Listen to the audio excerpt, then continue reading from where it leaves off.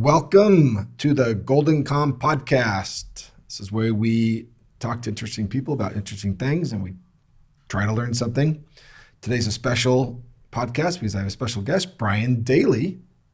Brian. Hello. Welcome. Thank you. You finally got me in here. I did. After 8 years, or I guess 7 years. How long have we known each other? Just over 7 years. 7 years. Yep. And we met because we worked together. That's right. I am We're very partners in crime. I'm very thankful for that. Me too. What, for the audience, what do you do at GoldenComm? My title is Chief Delivery Officer, which means I'm responsible for getting projects done on time, on budget, and with a special focus on quality. Cool. Which I love doing. Right. How does somebody get into a career of Chief Development Officer? Obviously, this is not your first job, but what was the path? What path led you to being what I would consider you an expert in the web? That's one way. You're an expert in many things, Brian, but you are definitely a web expert. Well, I think it's a passion for business, and it started with a business degree in marketing. My first job was with TV Guide, believe it or not. TV Guide. TV Guide, which at its peak sold 200 million copies a week. And I learned from working there and seeing the downfall of this huge business that businesses come and go. And it's just a fascinating thing on how someone comes up with a great idea, it takes off like crazy, hugely successful, and due to patterns and the way people live, those businesses change, and some grow bigger and some grow smaller, and you have decisions along the way on how you could impact that, and sometimes it works and sometimes it doesn't. So when you're at TV Guide, which we won't spend much time talking about, some people might not know what that is, but if you're probably a certain age, you certainly remember the TV Guide. It started to decline in business from 200 million a week to significantly less. Right. And how did you jump, and where did you jump? Well, the next jump was to Condé Nast, which was the premier publisher in magazines. And I was lucky enough to work there for several years. I covered the Pacific Northwest. And then when I had an opportunity to move back to Southern California, I asked my wife, do we really want to move back there? And she said, yes, absolutely, let's do it. We were in that age where we were going to have kids, and she wanted to be near her parents, and so we jumped at that choice. So we did that, and then I went to another company that was a publisher that was owned by KKR, investment company, that consolidated a lot of publishers and built this behemoth. And I learned so much there and just changed positions every year or two. And I eventually made it into a position where we did a lot of digital products. Again, publishing was challenged, and we constantly are trying to find new ways to continue and build and remain relevant. And that included building apps, building campaign websites, and projects like that. All right. Well, you answered my question. You just followed the trends. Yeah. Yeah. Yeah. But you have an appetite, and you must like change. I do. Yeah. I don't. So like I said, I'm glad you're here. and the world of tech is always changing. Right. It's been about a year since ChatGPT was launched and just changed a lot. And watching that happen, I mean, we're we're in the beginning stages of it. So to see where that goes is going to be fascinating. Yeah. I guess hold on to your hat. We have another paradigm coming through the internet called AI. Right. Seems to be a topic that. So, well, before we get into this specific topic I want to talk about, which is you have a unique way of evaluating the projects that we do for our clients, and I wanted to double down on that on this podcast with you. But before that, what is one of your secrets or habits of staying on the pulse of a very fast-moving industry, which we're in, the internet, webs, apps, traffic, monetization, and just building our clients' digital footprint and marketing them? What is how do you stay on the cusp and the trends without being what I like to call on the bleeding edge, which is maybe too far out in front and just chasing shiny objects? Is there a way to do that, or is it just in your tummy that you've kind of through your? Because I really take your counsel very seriously when you approach a project and you basically, with our architects, describe how we're going to pull this off, and I really trust your judgment on that. And there's a balance between using something that might be too early and using something that might be too old. So, does that question make sense? It does. I don't know. I've been known to take chances. I think the reason I stay up, or how I stay up to date, is I'm just fascinated by it. So, and I think it's a combination between technology and business. Like if you look at, I'm a recent Formula One fan, and that's a good example. It's technology, but it's also business.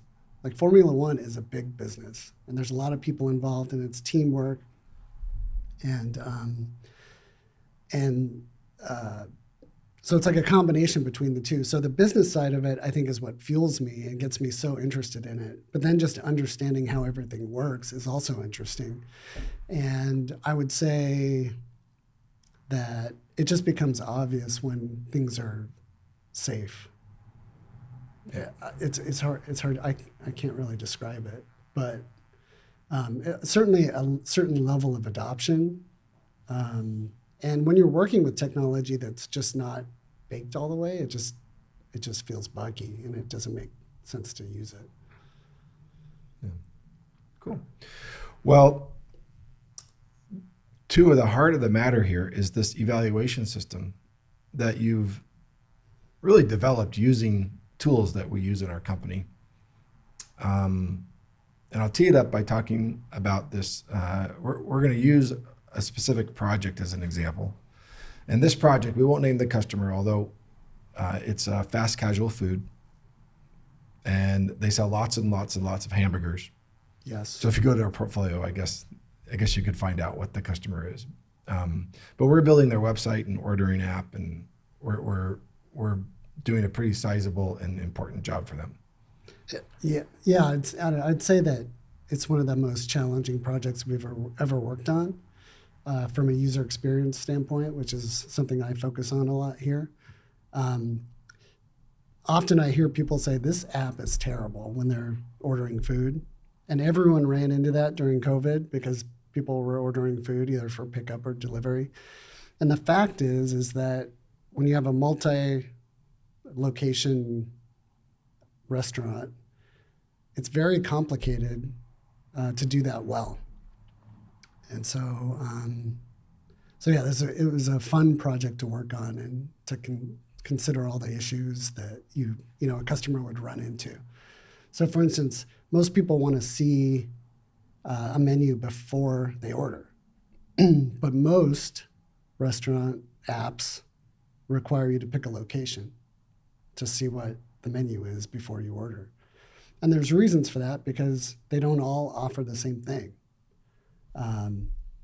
So, there's different ways of dealing with that, but we had a great time working on this project.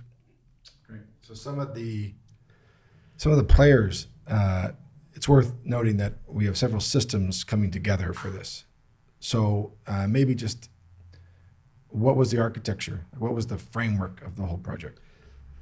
So the front end was using Next.js, which is a JavaScript framework. We use Strapi as the CMS, the content management system. Olo is a third party that manages menus and integration with ordering. Paytronix is for loyalty, so points, a point system on getting free items after ordering a certain amount of product. There's a lot of integrations. Yeah. I'm sure I missed one. Yext, I think we Yext. used. Yeah, It's for managing location. Citation data. Mm-hmm. So a lot of people coming in. Okay, big project. We got technology. We got client. We got our own team. Our own team is in it. And how many offices helped with this? Three. 4 So maybe. U.S. Poland. So okay, big India, project. All right. yeah. So how did it turn out? Did we finish? Turned out great. Okay, good. Okay, so let's talk about how we evaluate it. So when we finish a project, one of the tools that we use, Cole, can we get up the screen here? I want to show the screen for a visual. So this is a pretty familiar framework for people who might follow leadership or sports. And in our company, we've relatively adopted the pyramid of success, Coach Wooden's pyramid. 25 behaviors that lead to true success, and that this is on Coach's pyramid. And we won't go through the 25 behaviors, but the cornerstones and the people blocks and the levels, the tiers, the heart, reaching the pinnacle, the mortar. But of these 25, which our company is rehearsed and knows well, because we use these blocks for exercises, you identified 10 that you thought were really specific to post-project evaluation. That's right. Okay. Yeah. There's 25 blocks, and, something like friendship is important for everybody, but on a project, it's maybe not the highest priority. So I put them on the screen there. So these are the 10. So here's the 25. And here's the 10. So there's 25 and 10. So when we do a project, you've identified these 25 blocks, and we want to, this is after we're done with the project, right? We want to look through the lens of these 10 blocks, and what do we do with this? How do we start this evaluation? So at the end of the project, we send out a questionnaire to everybody, and they fill it out. They take time to fill that out, and they answer questions on a scale of 1 to 5. Who is everybody? So everybody that worked on the project. Oh, okay. So the designer, the developers, the user experience people, the project manager, everybody that worked on the project or contributed to it. Sometimes we do it with clients. So often we'll work with a client that's an insurance company or someone that has their own tech team that we integrate with. And maybe it's just a marketing team, but we'll do this with the client as well. So we consider the client and our team as one big team working together to get something done. And so it's just as important, if we're going to work continually with that team, for them to do this with us. And we've had great success with that as well. Great. So I pulled out some questions. We're not going to go through all of them, but how many are there? 2 per block, relatively? Yeah, we do 2 per block. So 10 times 2, 20 questions. Yeah. And then there might be 8 to 10 people maybe on the team. And so you gather all this, and these are real numbers from this project because we're using this project. But I wanted to dive in on the questions. So I just cherry picked a few. And you're gonna ask everybody to rank it 1, strongly agree, through 5. Sorry, 1, strongly disagree, through 5, strongly agree, and these position statements. So this is an example of one. Yeah, so our planned timeline and budget was appropriate for what we were building. So industriousness is hard work combined with careful planning. And so this question reflects that block. And I think it's important to say is that when we fill this out, we come up with an average. But what it really does is get people talking about specifics regarding this question and how they felt about it. So someone may rank this, so that's a 3.2, so it's pretty neutral, which basically means that we probably didn't add a ton of scope on this project. If this ranks low, the resulting conversation will be, well, you know, we planned a timeline for this and we're supposed to launch on this date, but because we added all this additional work, there's no way we could hit that without really, you know, working super hard. And so, you know, the answers to the question develops these conversations that we have during a big meeting where we discuss it. Okay. That's part of the industriousness. Hard work and careful planning That's right. makes up that block. Okay, here's another one. Let's see, did we do cooperation? No, we did. I skipped to enthusiasm. I was excited to work on the project. That's right. Yeah. Sometimes when there's a lot of problems, that score will go down, you know, which is also a reflection of maybe poor planning. But you know, it's important that everybody on a project keeps up their enthusiasm, because that's, you know, we go through peaks and valleys. We call it the valley of despair. It happens on every single project where things just get hard. And the enthusiastic people are the ones that get everyone else through it. And so if this ranks high, which we were a 4.4 on this particular project, which means people were excited about the technology, the challenge of it. So yeah, I think that is one of the highest blocks on this particular project. So Cool. it's important. I certainly like to see that. I mean, it's hard for me to find projects that do well when people are not enthusiastic Yeah. about the work, right? So I think it's the reason why it's in the cornerstones of the pyramid. I picked another one out. Would you mind? How about this one? We identified problem areas early. So this is alertness. This one's important because often, I think this is this is often the one that is ranked lowest, because I think it's the hardest thing to realize. So you're working on projects, often you run into challenges, you know, integrations, or, you know, something happens, and you can spin your wheels for weeks on something and just lose time and make no progress on a project. If you're alert and people say, hey, wait a second, I think there's a bigger problem here, and rather than just spinning your wheels, you address that problem, have meetings with the team, maybe pull someone else in that has more expertise, and you get over that hurdle faster.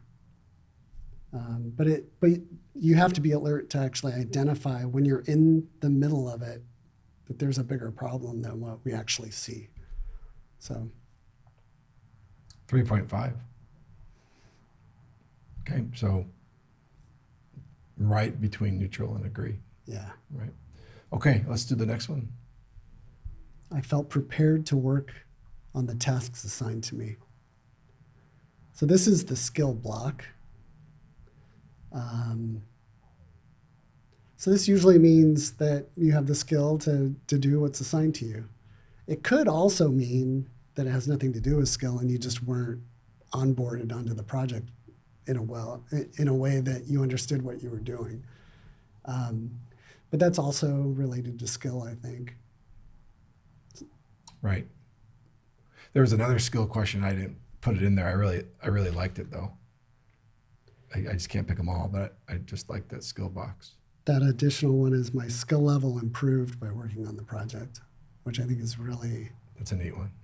that's really important, you know, for people to grow, Yeah. take on more challenging projects, and just grow from in their career. That's a really important one. What do we score there? Is that on your sheet?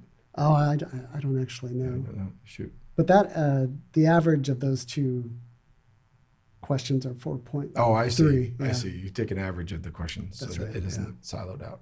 Cool. Okay, I got another one in here. This is the final one. So Yeah, that's I enjoyed the challenge of this project, and that's competitive greatness.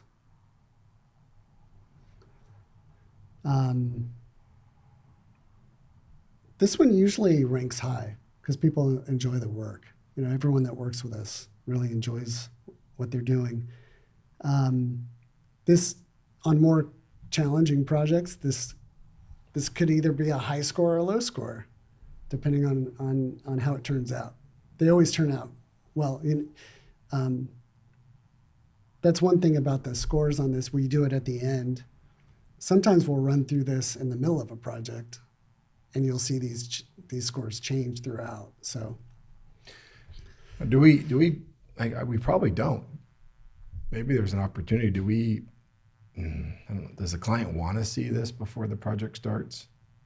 I mean, sometimes we include the client in this right. survey. I don't know if it would be unnatural to show them this. Say, hey, just so you know, these are the 10 things that we're going to look at the end. Yeah. Would you mind doing a survey with us? Or it wouldn't be a survey because we haven't done anything. Right. It may be just an awareness level. That's what's interesting is these are the same questions on every single project. Yeah. And they still end up either low or high. So depending on the challenge of the project, even though you're in the middle of it, you might not realize, hey, we're not evaluating progress along the way, and we should be. But some of these projects are super challenging, and that's what makes them so fun. Well, I saw this maybe a year ago, and frankly, Brian, I was flat-footed. He did it again. I mean, you just continue to do amazing things with resources that are presented to you. So I want to, again, Thank you. Thank you. Yeah, love working with you. I guess we'll look for more of this. And maybe what we'll do is ask what other evaluation systems, and this is pretty neat because there's quantified evaluation, like did we make more sales? Do we sell more hamburgers? There's ways to evaluate the actual performance. And then there's qualifying evaluation, like how did we do this as a group? And they're both important, but I don't think a lot of people, this was tricky, and I think you took something tricky and made it pretty straightforward. It's an important part of any technical team working together is talking about how projects went, how can we improve, what went well, what didn't work well. We learn a lot by hashing all that out at the end. Cool. Well, we're gonna wrap this one up. Do you have any closing remarks? Nope. I do. It's been fun. Thank you for having me. Thank you. Yeah, I'll see you at the office. Okay. All right.